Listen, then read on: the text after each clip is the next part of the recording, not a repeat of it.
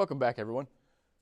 Right here behind me is, as you can see, a very raggedy Bobcat or skid steer seat in general. This is a Bobcat S250. I'm going to show you a cheap and very easy way to replace it. First things first, lift your cab up.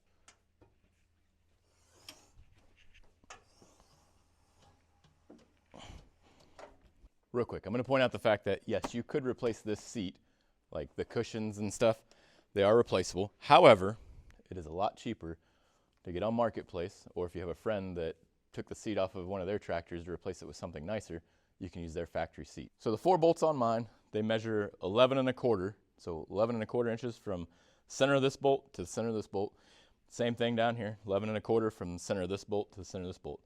From top to bottom, they measure 11, it's like right at 11 inches, maybe just a tickle under.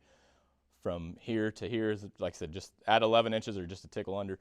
Same thing over here. When you take those 4 bolts out, that's going to remove the entire seat mechanism. So the adjustments, like being able to slide your seat back and forth, all that good stuff, it's all going to come out with it. In my case, I don't really need all that stuff anyways because that seat's not adjustable, because previous owner was a aluminum foundry and there was a lot of rust in general and some stuff.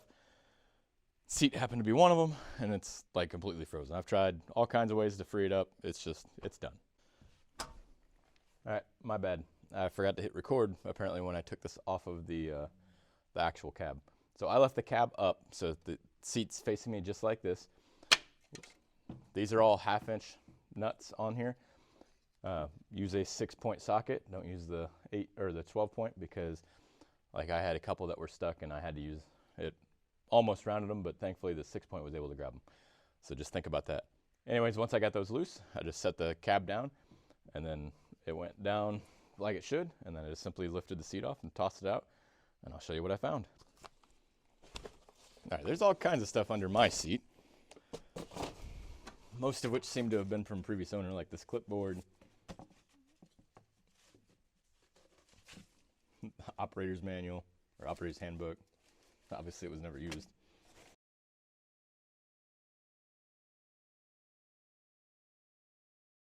Now, this came off of a Kubota subcompact tractor, but I'm going to show you why it's important. These 4 bolts right here on the bottom, yeah, they are all the exact same measurement. It is a slight different measurement from here to here. It's I think it's like 1/8 of an inch longer, but I'm willing to bet I can either bore that hole out to make it fit, or it might actually just fit in general. All right, so you can see the holes. What we don't have on our side at this point is this chair doesn't have studs built into it, so I'm gonna have to feed the bolt through and try to get that started. So like I mentioned, since the back holes line up on mine and the seat won't be adjustable, I would like to use the back holes because it'll push this forward.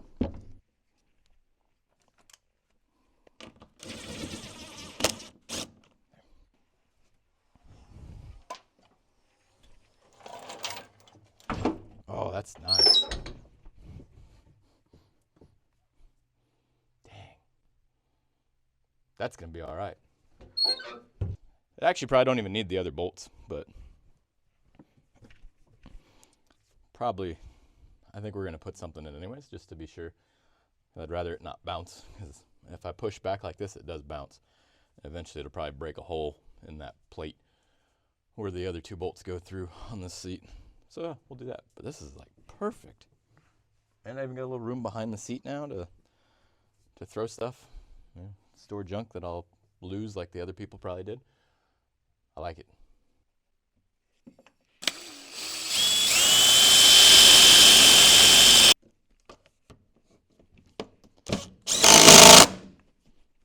There we go. All installed. Oh yeah. I mean, it's not a whole lot of difference with 4 bolts in. I guess it's just that metal itself being able to flex, but I still feel better for the simple fact that 4 bolts are in it, and it won't weaken where the back bolts are. But man, that's handy. Oh, it's gonna be nice.